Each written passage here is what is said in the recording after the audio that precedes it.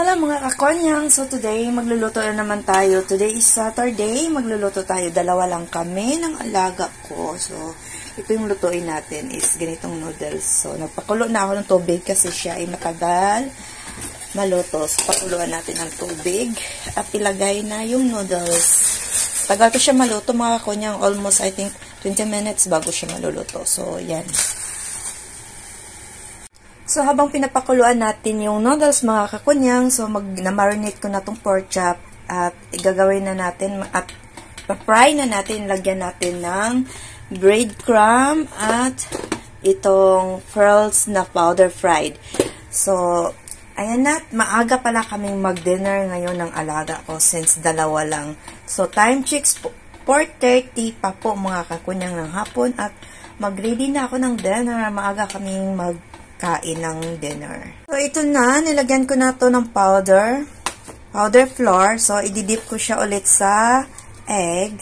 Tapos, doon na sa breadcrumb. Oh my God! Umapaw pa!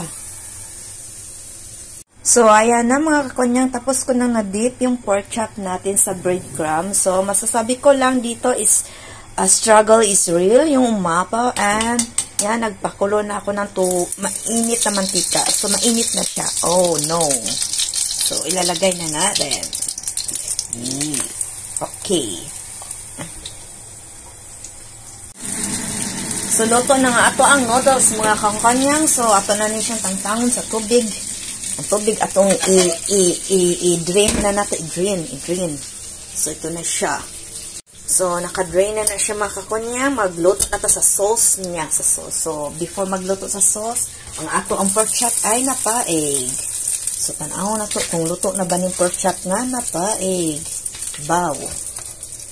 So, di ara ang pork chop na kung napaig mga kakunyang luto na. And then, mag-prepare na tayo sa white sauce na to sa noodles. So, ito pala mga gagamito na to sa white sauce sa noodles.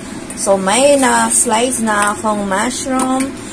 Kini ay sibuyas, o nanay white cream na Campbell and ahos panlaban sa mga wakwak. So, init na ang mantika. So, una na kong di-fried ang sibuyas. Then, pag light brown sa sibuyas, gisunod na nako ang ahos kay ang ahos manggo dali masunog mo na siya nga unahon nako ang kaduhan na nakong lutuon ang ahos. So next na luto na sunod na nato ang mushroom. Oh, inighuman ani sunod na ang sauce.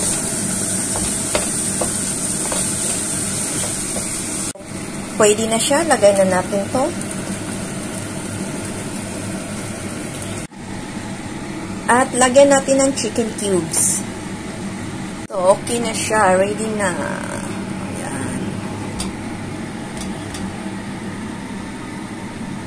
So, para maging may aroma, lagyan natin ng black pepper.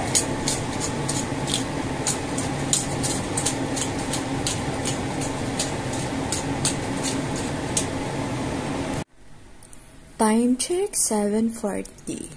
5:40 pala. Let's eat now!